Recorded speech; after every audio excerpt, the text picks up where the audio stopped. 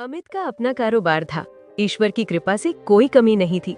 उसकी पत्नी प्रीति और बेटी अंजू के साथ उसकी जिंदगी बहुत अच्छे से चल रही थी। अंजू खाने की बहुत शौकीन थी। उसे हर 15 मिनट बाद कुछ न कुछ खाने के लिए चाहिए होता था। मम्मी, कुछ क्विक खाने को दो, बहुत तेज भूख लगी है। अंजू, अभी थोड़ी देर पहले ही तो तुमने ब्रेकफास्ट किया था। अभी सिर्फ 10 बजे हैं। लंच में तो अभी बहुत टाइम है। ओ नो मम्मी, इतनी देर तक मैं भूखी नहीं रह सकती। अंजू, जब तुम्हारी शादी हो जाएगी तब भी क्या ऐसे ही हर समय खाती रहोगी? बेटा, अपनी क्रेविंग्स पर थोड़ा कंट्रोल करना सीखो। पापा और मम्मी तो मुझे दिन भर खाने के लिए टोकते रहते हैं। वैसे क्या ससुराल में खाने पर कोई रोक होती है? ससुराल के अपने कायदे कानून होते हैं। वहाँ बड़ों के बाद ही खाना खाते हैं। जो बहू दिन भर खाती रहती है उसे पेटू कहा जाता है। मम्मी, मैं पूरी कोशिश करती हूँ पर भूख रोक ही नहीं पाती। 1 साल बाद अंजू की शादी विराज से हो गई। उसका ससुराल भी मायके जैसा ही था। उसकी सास सुमन बोली, बहू देखो, इस घर में किसी भी चीज की कमी नहीं है। अगर तुम्हें कोई जरूरत हो तो बेझिझक बताना। अब अंजू कैसे बताती कि शादी की रस्मों में उलझी रहने के कारण उसे चक्कर आ रहे हैं और भूख से पेट में जोर का दर्द है। मेरे पेट में बहुत तेज ऐंठन हो रही है, मुझे बहुत भूख लगी है, उसने फुसफुसा कर कहा। जब विराज उसके लिए खाना लेकर आया तब उसकी जान में जान आई। सुमन रसोई में नई बहू के लिए आलू मेथी की पूड़ियां बना रही थी, जिसकी महक से अंजू का धैर्य जवाब दे रहा था। सास माँ, आप आराम कीजिए, मैं रसोई का काम संभाल लेती हूँ। ठीक है बहू, मैं अपने रूम में जा रही हूँ। अंजू तो बस इस बात का इंतजार कर रही थी कि कब उसकी सास हटे और वो अपनी फेवरेट पूड़ियां खाए। सुमन के जाते ही वो रसोई में गई और पूड़ियां खाने लगी। अब डिब्बे में सिर्फ 3 ही पूड़ियां बची थी। सुमन ने खाने के लिए जैसे ही पूड़ी का डिब्बा उठाया, वो 3 पूड़ियां देखकर चौंक गई और बोली, अरे, मैंने तो डिब्बे में काफी सारी पूड़ियां रखी थी, लेकिन इसमें तो बस इतनी सी बची हैं। अंजू ने मासूमियत दिखाने का नाटक करते हुए कहा, सास माँ, मैं तो अभी अभी रसोई में आई हूँ, मैंने तो डिब्बा खोलकर भी नहीं देखा कि इसमें कितनी थी। सुमन ने सोचा, गजब, पहले तो ऐसा कभी नहीं हुआ, आखिर पूड़ियां गायब कहाँ हो गईं? इसी तरह दिन बीतने लगे। बिना किसी के खाए भी खाना कम हो जाता था। वाह, दूध पर कितनी थिक क्रीम आई है, मैं इसे खा लेती हूँ, ये तो फिर से आ जाएगी। बहू, हमारे दूध पर हमेशा ढेर सारी मलाई आती थी, लेकिन आजकल तो मलाई दिखती ही नहीं। सुमन सोचने लगी, लगता है दूध वाला दूध में पानी मिला रहा है, इसीलिए मलाई नहीं जम रही। दूध तो पहले भी आता था, समझ नहीं आ रहा क्या हो रहा है। सास माँ, आज क्या कुक करूं? बेटा, फ्रिज में भिंडी और पनीर रखे हैं, वही बना लो। अंजू को याद आया कि भिंडी और पनीर तो रात को जब उसे भूख लगी थी तभी उसने खा लिए थे। सास माँ, फ्रिज में तो कुछ भी नहीं बचा है, मैं अभी बाजार से सामान लाती हूँ। इस घर में चल क्या रहा है? घर में सबके लिए खाने का सामान बचता ही नहीं, आखिर जाता कहाँ है? सास माँ, मुझे तो सच में लगता है कि हमारे घर में कोई ईटिंग घोस्ट आ गया है जो सब खा जाता है। चुप रहो बहू, ऐसी कोई बात नहीं होती। अंजू मनी मन खुश हो जाती कि सास माँ को जरा भी शक नहीं हुआ। अब क्या बनाऊं सास माँ? ठीक है, दाल और चावल बना लो। अंजू दाल चावल बनाते हुए आधे चावल खुद ही चट कर गई। माँ, पेट में चूहे दौड़ रहे हैं, जल्दी खाना लगा दो। सुमन ने कुकर खोलकर देखा तो उसमें बहुत कम चावल थे। वो गुस्से में चिल्लाई, अंजू, तुमने इतने कम चावल क्यों पकाए हैं? वो सास माँ, मुझे बहुत जबरदस्त भूख लगी थी, इसलिए थोड़े चावल मैंने खा लिए। आपको थोड़ा ज्यादा बनाना चाहिए था ना। अब बाकी सब लोग क्या खाएंगे? मैं और बना देती हूँ, रहने दो, मैं खुद देख लूंगी। क्या करूं, घर में कुछ भी नहीं है और भूख भी लगी है। देखती हूँ शायद ड्रॉर में कोई स्नैक हो। यहाँ तो केवल ये नमकीन बिस्किट है, लगता है इन्हीं से पेट भरना पड़ेगा। अगले दिन अंजू के मम्मी पापा उससे मिलने घर आ गए। अंजू परेशान हो गई कि नाश्ते का सामान तो वो सफा चट कर गई, अब क्या दे? उसने केवल चाय लाकर रखी। सुमन नाराजगी से बोली, अंजू, ये क्या तरीका है? तुम्हारे मम्मी पापा आए हैं, बेटा चाय के साथ कुछ स्नैक्स तो लाओ। सास माँ, रसोई में स्नैक स्टॉक खत्म हो गया है, लगता है इस महीने आप लाना भूल गई हैं। समधन जी, लगता है मुझे अपने घर में हिडन कैमरा लगवाने पड़ेंगे। घर में खाने का जो भी सामान रखती हूँ सब गायब हो जाता है। सास माँ, घर में तो सिर्फ मैं ही रहती हूँ, आपको क्या लगता है कि सब मैं खा जाती हूँ? हाँ बहू, मैंने ऐसा कब कहा, मगर कुछ तो गड़बड़ है। प्रीति की नजर अपनी बेटी पर थी। वो जानती थी कि ये कारनामा उसकी बेटी का ही है। एक दिन सुमन ने रात में मालपुए बनाए। अरे सास माँ, ये तो मेरी फेवरेट डिश है, लेकिन इतने सारे मालपुए? हाँ बहू, मुझे भी बहुत पसंद है। रात में फ्रिज में रखेंगे और सुबह चिल्ड करके खाएंगे। मालपुए फ्रिज में रखकर सुमन सो गई। उन्होंने सोचा कि आज मैं नजर रखूंगी कि आखिर घर में से खाने का सामान कौन गायब करता है। अंजू को सुबह तक का इंतजार कहाँ था। उसने देखा कि सब लोग सो चुके हैं। वो धीरे से रसोई में गई और मालपुओं का भगोना निकालकर मजे से खाने लगी। भगोने में कुल 4-5 मालपुए छोड़कर वो बोली, आह, मजा आ गया। वैसे सास माँ ने बहुत ही डिलिशियस मालपुए बनाए हैं। भगोने को चुपचाप वापस रख देती हूँ, किसी को पता नहीं चलेगा। जैसे ही वो भगोना रखकर पीछे मुड़ी तो सुमन को देखकर उसका चेहरा सफेद पड़ गया। अम्मा, मैं सिर्फ पानी पीने। कोई सफाई देने की जरूरत नहीं है अंजू। मुझे सब पता चल गया है कि घर का सामान तुम ही खत्म करती हो और घर में भूत का नाम लेती हो। सास माँ, प्लीज मुझे माफ कर दो। मुझे बहुत ही ज्यादा भूख लगती है। शादी से पहले मम्मी ने कहा था कि खाने की आदत पर कंट्रोल रखना, वरना लोग तुम्हें जज करेंगे। बहू, भूख लगना नेचुरल है, इसमें कोई शर्म की बात नहीं है। लेकिन इस तरह चोरी छिपे खाने से घर की बरकत खत्म होती है। तुम इस घर की लक्ष्मी हो, तुम्हें ये सब नहीं करना चाहिए। इसीलिए मैं छिप छिप कर खाती थी। मैं आपके पैर छूती हूँ, मुझे माफ कर दो। आगे से ऐसा कभी नहीं होगा। सुमन हंसते हुए बोली, ठीक है बहू, आज के बाद तुम्हें भूख लगे तो छिपने की जरूरत नहीं है। मैं भी आगे से घर में एक्स्ट्रा सामान लाकर रखूंगी। तुम मेरी बेटी जैसी हो। अगर तुम ही भूखी रहोगी तो मुझे भी अच्छा नहीं लगेगा। अंजू सुमन के गले लग गई और बोली, सास माँ, आप दुनिया की बेस्ट सास हैं। एक गरीब घर का लड़का था विक्रम। पैसे की तंगी के कारण वो 10वीं से आगे नहीं पढ़ पाया। उसके माता पिता हमेशा ताना मारते, अरे नालायक, तेरे हम उम्र लड़के कितना कमा रहे हैं और तू दिन भर गलियों में घूमता रहता है।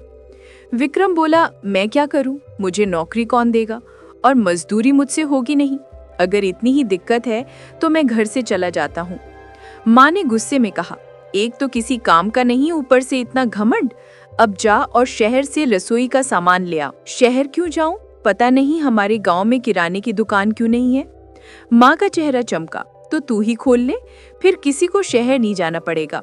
वाह, ये तो अच्छा विचार है माँ। विक्रम ने कुछ पैसे जमा किए और गांव में एक छोटी सी किराने की दुकान खोल ली। गांव वालों को बहुत फायदा हुआ। अब उन्हें छोटी छोटी चीजों के लिए शहर नहीं भागना पड़ता था। उसकी दुकान खूब चली। वो दुकान की सारी कमाई वापस दुकान में लगा देता था। समय के साथ उसकी शादी प्रिया से हुई, बच्चे हुए और घर में सभी सुख सुविधाएं आ गईं। इससे उसमें घमंड आ गया। वो खुद को गांव में सबसे काबिल और अमीर समझने लगा। एक दिन उसका पड़ोसी मोहन दुकान पर आकर बोला, अरे विक्रम, जरा 1 किलो चीनी देना। बेटा, घर में चीनी खत्म हो गई है और अचानक कुछ मेहमान आ गए हैं। विक्रम ने जेब की ओर देखते हुए कहा, पैसे लाए हो? तुम्हें मालूम नहीं, मैं उधार नहीं देता, पहले पैसे लाओ। मोहन गिड़गिड़ाया, कैसी बात करते हो बेटा, मैं तुम्हारे घर के सामने रहता हूँ, दे दूंगा पैसे, कहीं भागा थोड़ी जा रहा हूँ। ऐसे नहीं होता, मैंने यहाँ सेवा केंद्र नहीं खोला है। मोहन मजबूर होकर बोला, विक्रम, अगर पैसे होते तो तुम्हारे जैसे कंजूस इंसान के पास कौन आता। विक्रम किसी की मदद नहीं करता था, इसलिए सब उसे घमंडी कहने लगे। एक दिन विक्रम ने अपनी पत्नी प्रिया से कहा, मेरी इतनी बड़ी दुकान देखकर लोग समझते हैं कि मैं मुफ्त में सामान बांट दूं। प्रिया ने कहा, तो क्या हो गया जी, हैं तो अपने गांव के ही लोग, पैसे ना होने पर ही तो कोई उधार मांगता है। विक्रम गुस्से में बोला, चुप रहो, ये मेरी मेहनत की कमाई है, ज्यादा दानवीर बनने की कोशिश मत करो। मैंने कब कहा दान करो, लेकिन जरूरत के समय किसी को उधार तो दे दिया करो। तुमसे बात करना बेकार है, मैं दुकान जा रहा हूँ। विक्रम के दिल में दया नहीं थी, उसका दिल किसी की बात से नहीं पिघलता था।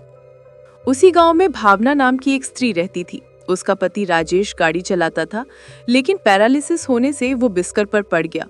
घर में कोई और कमाने वाला नहीं था। पति की जमा पूंजी खत्म हो गई, राशन खत्म हो गया और बच्चे भूख से बिलखने लगे। वो जानती थी कि विक्रम कभी उधार नहीं देता, पर उसे लगा शायद भूखे बच्चों को देखकर उसे दया आ जाए। वो विक्रम की दुकान पर जाकर बोली, विक्रम, थोड़ी मदद करो, राशन नहीं है, राजेश को खाली पेट दवाई कैसी दूं? पैसे लाई हो तो मदद क्यों मांगती हो? जैसे ही वो ठीक होंगे दूंगी भैया। मैं उधार नहीं देता, और राजेश, वो कभी ठीक नहीं होने वाला, वो तो अब हमेशा बिस्तर पर ही रहेगा। अरे, मदद नहीं कर सकते तो मत करो, पर ऐसी कड़वी बातें तो ना बोलो। जाओ, मेरा दिमाग मत खाओ, मेरी इतनी बड़ी दुकान उधार वालों के लिए नहीं है। भावना ने कहा, इतना घमंड अच्छा नहीं होता, अगर तुम्हारे साथ ऐसा हो तो तुम्हें पता चलेगा। प्रिया उस समय खाना देने आई थी। वो भावना की बात सुनकर दुखी हुई और विक्रम की बात पर उसे बहुत गुस्सा आया। भावना के जाने के बाद वो बोली, कितने निर्दयी और घमंडी हो, इतनी मजबूर थी और आपने उसे खाली हाथ लौटा दिया।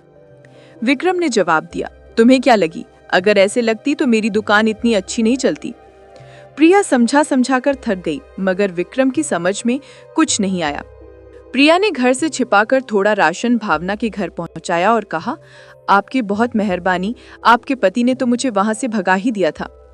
क्या करूं बहन, वो ऐसे ही हैं, लाख चाहकर भी उन्हें बदल नहीं पाई। खैर छोड़ो, अब तुम सबको खाना बनाकर खिलाओ, अब मैं चलती हूँ। भावना बोली, दीदी आज से मैं किसी के घर चौका बर्तन करने लगी हूँ, थोड़े दिनों में सब ठीक हो जाएगा। भगवान आपको दुनिया की सारी खुशी दे। एक दिन विक्रम दुकान में बैठा था, अचानक उसे दिल का दौरा पड़ा और वो कुर्सी से गिर पड़ा। आसपास कोई नहीं था। तभी एक ग्राहक नवीन ने उसे जमीन पर पड़ा देखा और बाहर मदद के लिए आवाज लगाई, लेकिन कोई मदद के लिए नहीं आया। प्रिया भी आ गई और रोते हुए बोली, अरे कोई तो मेरी मदद करो, इन्हें अस्पताल ले जाने में। ये सब सुनकर भावना वहां आ गई और बोली, मेरे पति की गाड़ी खड़ी है, अगर कोई हो तो इन्हें गाड़ी में लिटाकर अस्पताल ले जाओ, मैं गाड़ी चला लेती हूँ। उन्होंने मिलकर उसे गाड़ी में लिटाया और अस्पताल ले गए, लेकिन जल्दबाजी में दुकान खुली रह गई। दुकान खुली देखकर कुछ चोर दुकान में घुस गए और सारा सामान गाड़ी में भरकर ले गए। सही समय पर अस्पताल पहुंचने से विक्रम की जान बच गई। जब वो लोग घर लौटे तो देखा सारी दुकान खाली पड़ी थी। विक्रम घबराकर बोला, अरे मैं बर्बाद हो गया, मेरा सब कुछ लुट गया, इन कमीनों ने कुछ भी नहीं छोड़ा मेरी दुकान में। कुछ ही दिनों में उनके पास कुछ नहीं बचा। डॉक्टर ने बताया कि विक्रम के हार्ट के वाल्व ब्लॉक हो गए हैं, जल्दी से जल्दी वाल्व बदलने पड़ेंगे, जिसमें मोटा खर्च आएगा। दुकान तो अब रही नहीं। प्रिया ने अपनी सारी ज्वेलरी बेचकर ऑपरेशन का इंतजाम किया। विक्रम दुखी होकर बोला, ये मेरे कौन से कर्मों की सजा है प्रिया, इससे तो मुझे मौत आ जाती तो अच्छा होता। प्रिया ने उससे कहा, आपने कभी अच्छा कर्म किया ही कहा है, हमेशा गरीबों का दिल दुखाया है, शायद उन्हीं की बद्दुआ है। देखा ना, तुम्हारा सारा घमंड एक झटके में चूर चूर हो गया। अगर भावना और नवीन ने मेरी मदद नहीं की होती तो आज तुम जिंदा नहीं होते। भावना? उसने कैसे मदद की? वो तो खुद भूखी मर रही थी। कोई आपकी मदद के लिए आगे नहीं आया क्योंकि आपने कभी किसी की मदद नहीं की। भावना के पति की गाड़ी में ही मैं तुम्हें अस्पताल लेकर गई थी। विक्रम पश्चाताप से बोला, मुझे माफ कर दो प्रिया, मैं अपने घमंड में सब कुछ भूल गया था। विक्रम का ऑपरेशन हो गया और वो पूरी तरह स्वस्थ था। उसने फैसला किया कि अब वो हमेशा लोगों की मदद करेगा। एक दिन भावना काम से लौट रही थी, उसने कुछ लोगों को बातें करते हुए सुना, वो घमंडी, अब देखो हमने उसे भिखारी बना दिया। अरे भैया वो तो ठीक है, लेकिन विक्रम की दुकान का सारा सामान तो बांट लिया ना। भावना समझ गई कि विक्रम की दुकान में चोरी उन्होंने ही की है।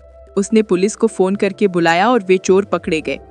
चोरों ने बता दिया कि उन्होंने दुकान का सामान कहाँ छुपा रखा है। विक्रम ने भावना के हाथ जोड़ते हुए कहा, तुम्हारे बहुत एहसान है बहन, मुझे माफ कर देना। तुमने बिना किसी स्वार्थ की मेरी इतनी मदद की, मैं तुम्हारा एहसान कभी नहीं भूलूंगा। अरे भैया, किसी की मदद करने से हमें दुआएं मिलती हैं। शायद ये मेरी नेकी का फल है कि आज राजेश ठीक हो रहे हैं, और ये एहसान नहीं, मेरा कर्तव्य था। विक्रम ने फिर से अपनी दुकान शुरू की। अब वो किसी भी जरूरतमंद से पैसे नहीं लेता था और ना ही कभी किसी को उधार देने के लिए मना करता था। अब वो घमंडी दुकानदार नहीं, बल्कि एक दयालु दुकानदार बन गया।